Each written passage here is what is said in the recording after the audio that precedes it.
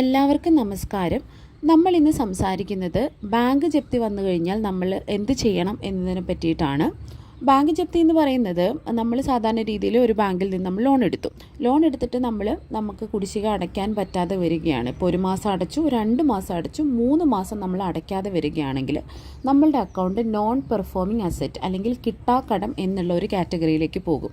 കിട്ടാക്കടം ആയിക്കഴിഞ്ഞാൽ മാത്രമാണ് ബാങ്കുകൾ നമുക്കെതിരെയുള്ള ഒരു നടപടികൾ സ്വീകരിക്കുക.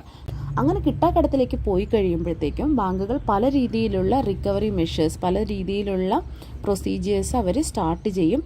അതിൽ ഒന്നാണ് ഈ ബാങ്ക് ജപ്തി എന്ന് പറയുന്നത്. ഇത് കൂടാതെ റവന്യൂ റിക്കവറി, അതുപോലെ തന്നെ കോടതിയിൽ കേസ് കൊടുത്തിട്ട് നമ്മളുടെ പ്രോപ്പർട്ടി അറ്റാച്ച് ചെയ്യുക, അല്ലെങ്കിൽ ഹൈപ്പോത്തിക്കേഷൻ എഗ്രിമെൻ്റ് വഴി നമ്മളുടെ മൂവബിൾ ഐറ്റംസ്, അതായത് വണ്ടികൾ അല്ലെങ്കിൽ സ്റ്റോക്ക്, ഇതെല്ലാം പിടിച്ചെടുത്ത് വിൽക്കാനുള്ള അധികാരം, അങ്ങനെയുള്ള ഒരുപാട് പ്രൊസീജിയേഴ്സ് ബാങ്കിന് അഡോപ്റ്റ് ചെയ്യാൻ പറ്റുന്നതാണ്.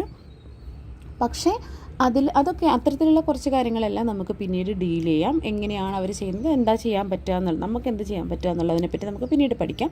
പക്ഷേ ഇന്ന് നമ്മൾ ഡിസ്കസ് ചെയ്യുന്നത് ബാങ്ക് ജപ്തി ചെയ്തു കഴിഞ്ഞാൽ എന്ത് ചെയ്യാൻ പറ്റുന്നതാണ് നമ്മൾ ഇന്ന് നോക്കാൻ പോകുന്നത്. ബാങ്ക് ജപ്തി എന്ന് പറയുന്നത് സർഫേസി ആക്ട് 2002 സർഫേസി നിയമപ്രകാരമാണ് ബാങ്കുകൾ ജപ്തി ചെയ്യുന്നത്. ഇതുകൂടാതെ റവന്യൂ റിക്കവറി വഴിയും ബാങ്കുകൾ ജപ്തി ചെയ്യാറുണ്ട്. അപ്പോൾ ഈ അടുത്ത് ഞാൻ കുറേ ഫോർവേഡ്സും മെസ്സേജസും കണ്ടിട്ടുണ്ടായിരുന്നു വാട്സപ്പിൽ. അതായത് ബാങ്കുകൾക്ക് ജപ്തി ചെയ്യാനുള്ള അധികാരമില്ല, അത് ഗവൺമെൻറ് റദ്ദാക്കി എന്നൊക്കെ പറഞ്ഞിട്ട്. അതെല്ലാം ഫേക്കാണ്. സർഫേസി നിയമപ്രകാരം, സർഫേസി എന്ന ആക്ട് അനുസരിച്ച് ബാങ്കുകൾക്ക് ഇപ്പോഴും ജപ്തി ചെയ്യാനുള്ള എല്ലാ അധികാരങ്ങളും ഇപ്പോഴും നിലനിൽക്കുന്നുണ്ട്. അത്തരത്തിലുള്ള മെസ്സേജുകൾ കണ്ടിട്ട് നിങ്ങളൊരു നോട്ടീസ് കിട്ടിക്കഴിഞ്ഞാൽ, ജപ്തി നോട്ടീസ് കിട്ടിക്കഴിഞ്ഞാൽ നിങ്ങളതിനെ അലക്ഷ്യമായിട്ട് ഡീല് ചെയ്യരുത്.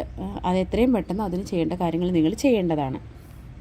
ആദ്യം തന്നെ നമുക്ക് സർഫേസി ആക്ടിൻ്റെ പ്രൊസീജിയേഴ്സ്, ജപ്തി നടപടികൾ എങ്ങനെയാണ് തുടങ്ങുന്നതെന്നും ഓരോ സ്റ്റെപ്പിലും നമുക്ക് എന്ത് ചെയ്യാൻ പറ്റുമെന്നും നോക്കാം.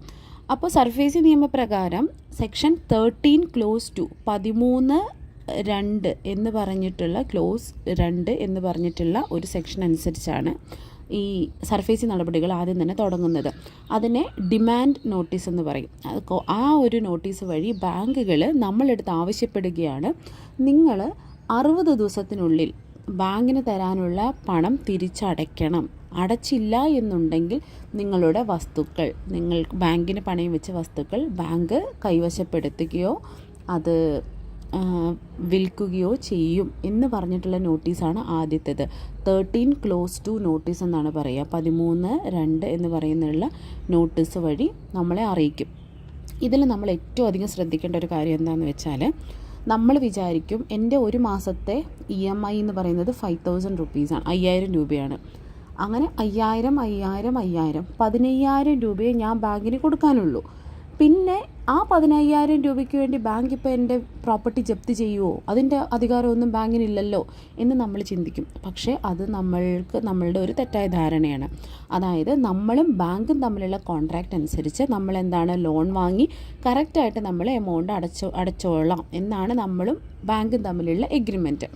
അതിൽ നമ്മൾ ഒരു മാറ്റം വരുത്തുകയാണെങ്കിൽ, നമ്മൾ അതിൽ ഒരു ഒബ്ലിഗേഷൻ ഫുൾഫിൽ ചെയ്തില്ല, നമ്മൾ ചെയ്യേണ്ട കാര്യം നമ്മൾ ചെയ്തില്ല എന്നുണ്ടെങ്കിൽ ബാങ്കിന് എന്ത് ചെയ്യാൻ പറ്റും? ബാങ്കിന് ആ മുഴുവൻ പണവും നമ്മളടുത്ത് നിന്ന് തിരിച്ച് ചോദിക്കാൻ പറ്റും. അതായത് 10 ലക്ഷം രൂപയാണ് ലോൺ എടുത്തത്, മാസം 5,000 രൂപയുടെ EMI ആണ് അടയ്ക്കാതെയുള്ളത്. 3 മാസം അടയ്ക്കാതെ കിട്ടാക്കടമായി മാറുകയാണെങ്കിൽ ബാങ്കിന് 10 ലക്ഷം രൂപയും നമ്മളിൽ നിന്ന് തിരിച്ച് വാങ്ങാൻ പറ്റും. അപ്പോൾ 15,000 രൂപയുടെ പണം മാത്രമാണ് നമ്മൾ കൊടുക്കാനുള്ളതെങ്കിൽ പോലും ബാങ്ക് തിരിച്ച് ചോദിക്കുന്നത്, ഈ ഡിമാൻഡ് നോട്ടീസ് വഴി ബാങ്ക് തിരിച്ച് ചോദിക്കുന്ന മുഴുവൻ പണവുമാണ്. അക്കൗണ്ട് മൊത്തമായിട്ട് തിരികെ ചോദിക്കുകയാണ് ബാങ്ക് ചെയ്യുക. അതുകൊണ്ട് ഇത് വളരെ സീരിയസ് ആയിട്ട് നമ്മൾ എടുക്കേണ്ട ഒരു കാര്യമാണ്. ഇനി ഈ ഒരു സ്റ്റേജിൽ നമുക്ക് ചെയ്യാൻ പറ്റുന്ന കാര്യങ്ങൾ എന്തൊക്കെയാണെന്ന് പറയാം.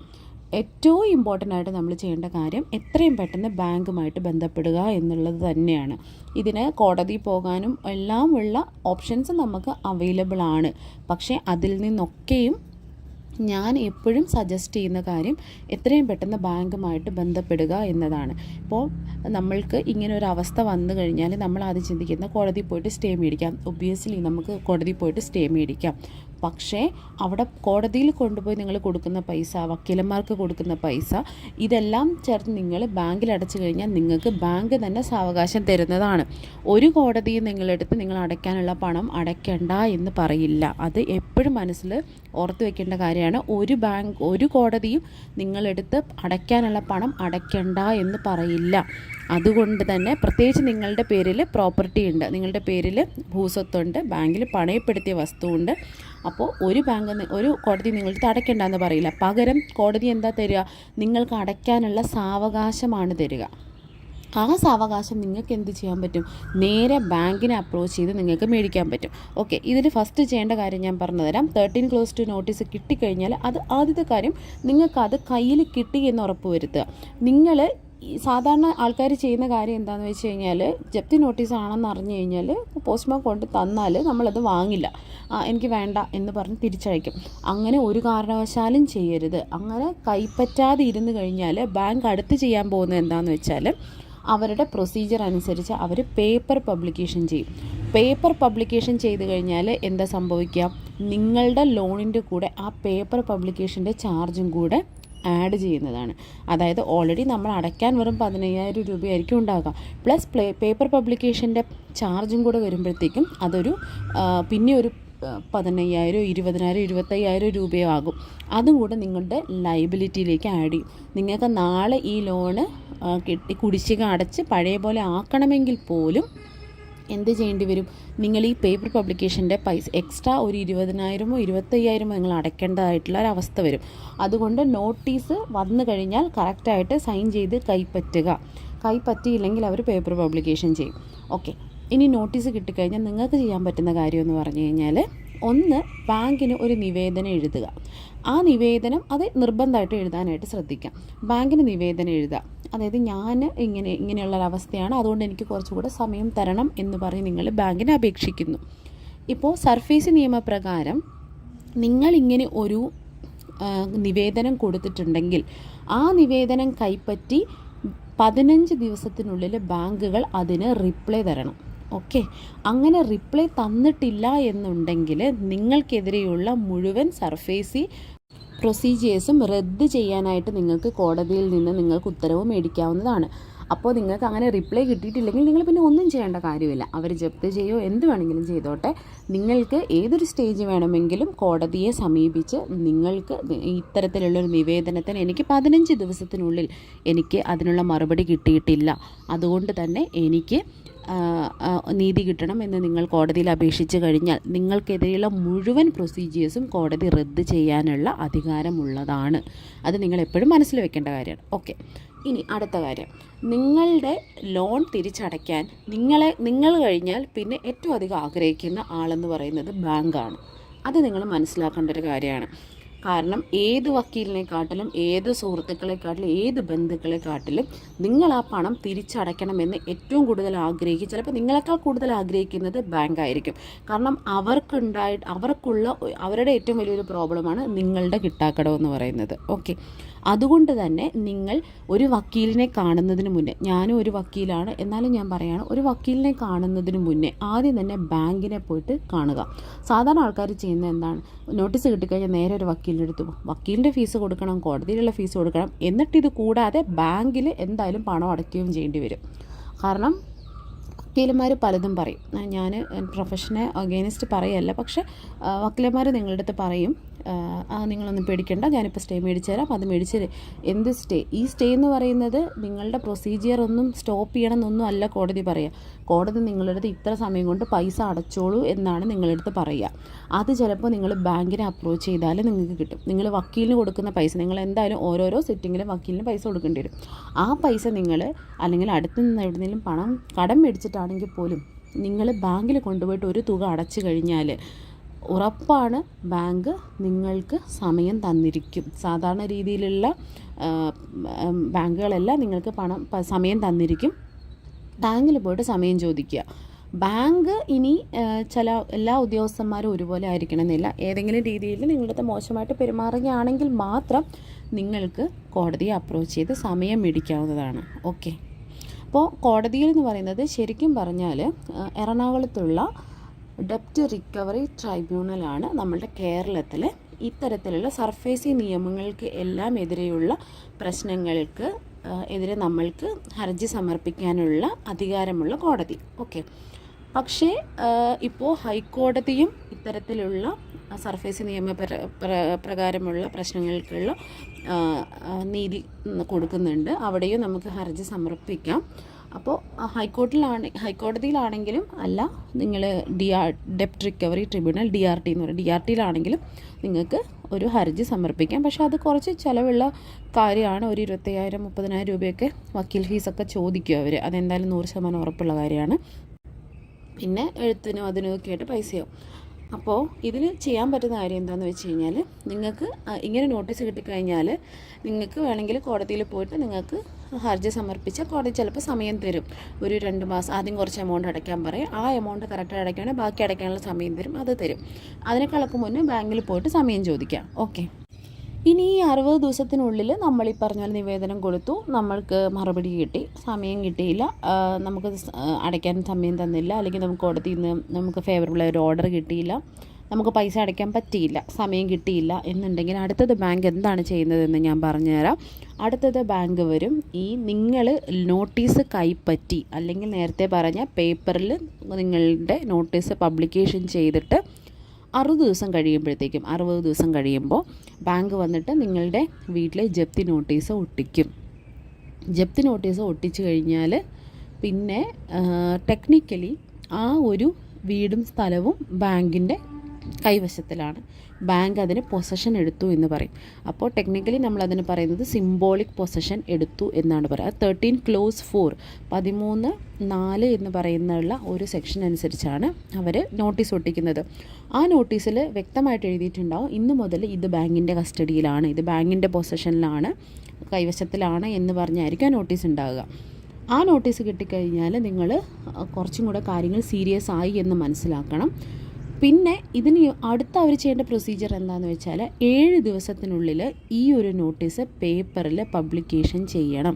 ന്യൂസ് പേപ്പറിൽ പബ്ലിക്കേഷൻ 2 ന്യൂസ് പേപ്പറിലാണ് അവർ പബ്ലിക്കേഷൻ ചെയ്യേണ്ടത്, ഒരു മലയാളത്തിലും ഒരു ഇംഗ്ലീഷിലും. ആ 7 ദിവസത്തിനുള്ളിൽ പബ്ലിക്കേഷൻ ചെയ്തിട്ടില്ല എന്നുണ്ടെങ്കിൽ ആ ഒരു പ്രൊസീജിയർ, അതായത് നോട്ടീസ് ഇഷ്യൂ ചെയ്തത് കഴിഞ്ഞിട്ട് പിന്നെ അവരെടുത്ത് ജപ്തി നോട്ടീസ് ഒട്ടിച്ച പ്രൊസീജിയർ തന്നെ ഇൻവാലിഡ് ആകും. അത് നിങ്ങൾക്ക് കോടതിയിൽ കാണിക്കാൻ പറ്റുകയാണ്. ഇത് പേപ്പർ പബ്ലിക്കേഷൻ ചെയ്തിട്ടില്ല എന്ന് കാണിക്കാൻ പറ്റുവാണെങ്കിൽ നിങ്ങൾക്ക് ആ കോടതി നടപടി നിങ്ങൾക്ക് ആ ഒരു പ്രൊസീജിയർ നിങ്ങൾക്ക് റദ്ദ് ചെയ്യാൻ പറ്റും കോടതിയിൽ പോയിട്ട്. ഓക്കെ, അപ്പം ഞാനീ പറയുന്ന പ്രൊസീജിയേഴ്സ് എല്ലാം നിങ്ങൾ ശ്രദ്ധിച്ച് കേൾക്കണം. നിങ്ങളുടെ വീടോ സ്ഥലത്തിലേക്കോ എന്തെങ്കിലും ഒരു ജപ്തി നടപടി വന്നു കഴിഞ്ഞാൽ ഈ പ്രൊസീജിയേഴ്സ് എല്ലാം കറക്റ്റായിട്ട് ഫോളോ ചെയ്യുന്നുണ്ടോ എന്നുള്ളത് നിങ്ങൾ കറക്റ്റായിട്ട് നോക്കണം. അങ്ങനെ അല്ല എന്നുണ്ടെങ്കിൽ നിങ്ങൾക്ക് ഫേവറബിൾ ആയിട്ടുള്ള ഒരു ഉത്തരവ് നിങ്ങൾക്ക് കോടതിയിൽ നിന്ന് നിങ്ങൾക്ക് വാങ്ങിയെടുക്കാൻ സാധിക്കാവുന്നതാണ്. ഓക്കെ, ഇത് പേപ്പർ പബ്ലിക്കേഷൻ ചെയ്തു. പേപ്പർ പബ്ലിക്കേഷൻ ചെയ്ത് കഴിഞ്ഞാൽ അടുത്തത് ബാങ്ക് ചെയ്യുക. ബാങ്ക് നിങ്ങളുടെ വീടിനൊരു വാല്യുവേഷൻ എടുക്കും, ഒരു എത്രയാണെന്നുള്ള വില നിശ്ചയിക്കും. അതിനുശേഷം ജപ്തി ചെയ്യുകയാണ് ചെയ്യാറ്. അപ്പോൾ ഈ ഒരു സ്റ്റേജിൽ എത്തിക്കഴിഞ്ഞാൽ കൈവിട്ട് പോയി എന്നാണ് അർത്ഥം. അങ്ങനെയാണെങ്കിൽ ഈ ഒരു സ്റ്റേജിൽ പോലും നിങ്ങൾക്ക് ബാങ്കിനെ അപ്രോച്ച് ചെയ്തിട്ട് നിങ്ങൾക്ക് പണം അടയ്ക്കാവുന്നതാണ്. ഇനി ശ്രദ്ധിക്കേണ്ട ഒരു കാര്യം എന്താണെന്ന് വെച്ചാൽ, നിങ്ങൾ ഈ 15,000 രൂപ, ഞാൻ നേരത്തെ പറഞ്ഞ പോലെ 15,000 രൂപയാണ് നിങ്ങൾ ഇനി ബാങ്കിന് കൊടുക്കാനുള്ളത് എന്നുള്ള ആ ഒരു സ്റ്റേജാണല്ലോ ഉള്ളത്. നോട്ടീസ് അയച്ച് നിങ്ങൾ ഒരുപാട് ഡിലേ ചെയ്യുകയാണെങ്കിൽ നിങ്ങൾക്ക് വരാൻ പോകുന്നൊരു പ്രോബ്ലം എന്താണെന്ന് ഞാൻ പറഞ്ഞുതരാം. ഇപ്പോൾ നിങ്ങളുടെ അക്കൗണ്ട് ജസ്റ്റ് കിട്ടാക്കടത്തിലായിട്ടുണ്ട്, പക്ഷേ കുടിശ്ശിക അടച്ചു കഴിഞ്ഞാൽ ഈ 15,000 അടച്ചു കഴിഞ്ഞാൽ നിങ്ങൾക്കത് പഴയ പോലെ ആക്കിയിട്ട് നിങ്ങൾക്ക് ലോൺ കണ്ടിന്യൂ ചെയ്യാൻ പറ്റും എന്നുള്ള ഒരു സ്റ്റേജാണ്. ഓക്കെ, പക്ഷേ കുറച്ചുകൂടെ നാൾ കഴിയുകയാണ്. ഇപ്പോൾ 3 മാസം 6 മാസം കഴിഞ്ഞു കഴിഞ്ഞാൽ ബാങ്ക് ചെയ്യുക എന്താണെന്ന് വെച്ചാൽ അവർ നിങ്ങൾക്കെതിരെ കേസ് ഫയൽ ചെയ്യും. കേസ് ഫയൽ ചെയ്ത് കഴിഞ്ഞാൽ പ്രശ്നം എന്താണെന്ന് വെച്ച് കഴിഞ്ഞാൽ അക്കൗണ്ട് റീകോൾ ചെയ്യാമെന്ന് പറയും. അക്കൗണ്ട് റീകോൾ ചെയ്യാമെന്ന് പറഞ്ഞു കഴിഞ്ഞാൽ ആ മുഴുവൻ എമൗണ്ടും തിരിച്ചെടുക്കുക എന്നാണ് അതിൻ്റെ അർത്ഥം. അത് സംഭവിക്കുക എന്താണെന്ന് വെച്ചാൽ നിങ്ങൾക്ക് പിന്നെ ഈ കുടിശ്ശിക അടച്ചിട്ട് നിങ്ങൾക്ക് ലോൺ പഴയ പോലെ ആക്കാൻ പറ്റില്ല എന്നുള്ളൊരു സ്റ്റേജിലെത്തും. അങ്ങനെ വന്നു കഴിഞ്ഞാൽ എന്ത് ചെയ്യും? നിങ്ങൾ ഫുൾ എമൗണ്ട് അടച്ചു കഴിഞ്ഞാൽ മാത്രമേ നിങ്ങളുടെ ബാധ്യത തീരുള്ളൂ. ഈ കുടിശ്ശിക മാത്രം അടച്ച് നിങ്ങൾക്ക് അതിൽ നിന്ന് രക്ഷിക്കാൻ പറ്റില്ല. അല്ലെങ്കിൽ പിന്നെ ബാങ്കുകൾ അവരുടെ ഇൻറ്റേർണൽ പോളിസി അനുസരിച്ച് അവർ ഹെഡ് ഓഫീസിലൊക്കെ അയച്ച് അവരത് ശരിയാക്കി. പക്ഷേ അത് ഭയങ്കര പ്രൊസീജിയറാണ്. സാധാരണ അങ്ങനെ ബാങ്കുകൾ സമ്മതിക്കില്ല. ഒരിക്കൽ അക്കൗണ്ട് റീകോൾ ആയിക്കഴിഞ്ഞാൽ കുടിശ്ശിക മാത്രം അടച്ച് നിങ്ങൾക്ക് നിങ്ങളുടെ അക്കൗണ്ടിനെ രക്ഷിക്കാൻ പറ്റില്ല. അതുകൊണ്ട് തന്നെ ഇത്തരത്തിലുള്ള നടപടി തുടങ്ങിക്കഴിഞ്ഞാൽ എത്രയും പെട്ടെന്ന് ബാങ്കിനെ സമീപിച്ച് നിങ്ങൾ വേണ്ട കാര്യങ്ങൾ ചെയ്യേണ്ടതാണ്. ഒരിക്കൽ അക്കൗണ്ട് റീകോൾ ആയിക്കഴിഞ്ഞാൽ കേസ് ഫയൽ ചെയ്ത് കഴിഞ്ഞാൽ നിങ്ങൾക്കുള്ള അടുത്ത പ്രശ്നങ്ങൾ വരികയാണ്. അക്കൗണ്ട് റീകോൾ ആകും, പിന്നെ മറ്റ് കോടതി നടപടികൾ വേറെ. ഓക്കെ, അപ്പോൾ ഇത്തരത്തിലുള്ളൊരവസ്ഥയിലേക്ക് പോകരുത്. ഓക്കെ, അപ്പോൾ നമ്മൾ എന്താ പറയുക, ഈ ഒരു ജപ്തി നോട്ടീസ് ഒട്ടിച്ചു. ഇപ്പോൾ നിങ്ങൾക്ക് വേക്കൻറ്റ് ലാൻഡാണ്, അതായത് നിങ്ങൾക്ക് ഭൂമി മാത്രമാണ് നിങ്ങളുടെ പണയം വെച്ചിട്ടുള്ളതെങ്കിൽ നേരത്തെ പറഞ്ഞിട്ടുള്ള നോട്ടീസ് 13(4) എന്നുള്ള ആ നോട്ടീസ് ഒട്ടിക്കുന്നതോടുകൂടി നിങ്ങളുടെ ആ ഒരു സ്ഥലം ബാങ്കിൻ്റെ കയ്യിൽ എത്തുകയാണ്. പിന്നെ ഒരു കോടതിയുടെയോ ഒരു ഓർഡറോ ഒന്നും തന്നെ ബാങ്കിന് ആവശ്യമില്ല. ബാങ്കിന് അത് നേരിട്ട് തന്നെ ലേലത്തിൽ വിൽക്കാവുന്നതാണ്. ഓക്കെ, അപ്പോൾ അത് ചിന്തിക്കേണ്ട കാര്യമാണ്. പക്ഷേ നിങ്ങൾ താമസിക്കുന്ന സ്ഥലമാണ്, നിങ്ങൾ ഓൾറെഡി തന്നെ താമസിക്കുന്നുണ്ട്, അല്ലെങ്കിൽ അവിടെ ഓൾറെഡി തന്നെ നിങ്ങൾ റെൻറ്റിന് കൊടുത്തിട്ട് അവിടെ നിങ്ങളുടെ വാടകക്കാർ താമസിക്കുന്നുണ്ട് എങ്കിൽ ബാങ്കിന് നിങ്ങളെ ഒരു രീതിയിലും ബലം പ്രയോഗിച്ച് അവിടുന്ന് പുറത്താക്കാനുള്ള അധികാരമില്ല. ഓക്കെ, ബാങ്ക് നോട്ടീസ് ഒട്ടിച്ചു ഇറങ്ങിപ്പോയി എന്ന് പറഞ്ഞാൽ നിങ്ങൾക്ക് അത് ചെയ്യേണ്ട കാര്യമില്ല. നിങ്ങൾ പറയില്ല ഞങ്ങൾ ഇറങ്ങില്ല എന്ന് പറഞ്ഞു കഴിഞ്ഞാൽ ബാങ്ക് കോടതിയിൽ പോയിട്ട് CJM കോടതിയിലാണ് പെറ്റീഷൻ ഫയൽ ചെയ്യുക. CJM കോടതിയിൽ പോയിട്ട് നിങ്ങളെ പുറത്താക്കാനുള്ള കോടതി ഉത്തരവ് മേടിക്കാതെ നിങ്ങൾ പുറത്തിറങ്ങി കൊടുക്കേണ്ട കാര്യമില്ല. ഓക്കെ, നിങ്ങളെ ബലം പ്രയോഗിച്ചോ ഭീഷണിപ്പെടുത്തിയോ ഉപദ്രവിച്ചോ നിങ്ങളെ അവിടുന്ന് പുറത്തിറക്കാനുള്ള അധികാരം നിയമപരമായിട്ട് ബാങ്കിന് ഇല്ല. ഓക്കെ, അത് അറിയേണ്ട വേറൊരു കാര്യമാണ്. പക്ഷേ ഒരിക്കൽ കോടതിയിൽ ബാങ്ക് പോയി നിങ്ങൾക്കെതിരെയുള്ളൊരു ഓർഡർ കിട്ടിക്കഴിഞ്ഞാൽ പിന്നെ അവിടെ നമുക്ക് റെസിസ്റ്റ് ചെയ്യാനുള്ള യാതൊരു അധികാരവും ഇല്ല. അങ്ങനെ വന്നു കഴിഞ്ഞാൽ പോലീസും അതുപോലെ പോലീസിൻ്റെ അവരുടെ അകമ്പടിയോടെ ആയിരിക്കും ബാങ്ക് പിന്നെ നമ്മളുടെ വീട്ടിൽ വരിക. അവർക്ക് നമ്മളെ ബലമായിട്ട് പുറത്താക്കാൻ ഉള്ള അധികാരമുണ്ട്. അതുകൊണ്ട് ആ ഒരു സ്റ്റേജ് വരെ എത്താതെ മാക്സിമം നിങ്ങൾ ശ്രദ്ധിക്കുക. അങ്ങനെ നമ്മളെ ഇവിടുന്ന് പുറത്താക്കി കഴിഞ്ഞാൽ പിന്നീട് ആ ഒരു വീടും സ്ഥലവുമെല്ലാം ബാങ്കിൻ്റെ ഉടമസ്ഥതയിലായി മാറിയിരിക്കുകയാണ്. പിന്നെ അറിയേണ്ട കാര്യം ഇനി ഇത് ലേലത്തിൽ വെച്ചിട്ട് ബാങ്ക് നമ്മളുടെ പ്രോപ്പർട്ടി വിൽക്കുകയാണെങ്കിൽ അത് ഒപ്പിട്ട് കൊടുക്കാൻ നമ്മൾ പോകേണ്ട കാര്യമില്ല. ബാങ്കിന് തന്നെ നേരിട്ട് പോയിട്ട് ഒപ്പിട്ട് അത് എഴുതി കൊടുക്കാവുന്നതാണ്. അപ്പോൾ നമ്മൾ വിചാരിക്കും ഞാൻ എഴുതി കൊടുത്താലല്ലേ എൻ്റെ സ്ഥലം വിൽക്കാൻ പറ്റൂ. അങ്ങനെയല്ല, അത് ബാങ്കിന് തന്നെ നേരിട്ട് വിൽക്കാനുള്ള അധികാരമുണ്ട്.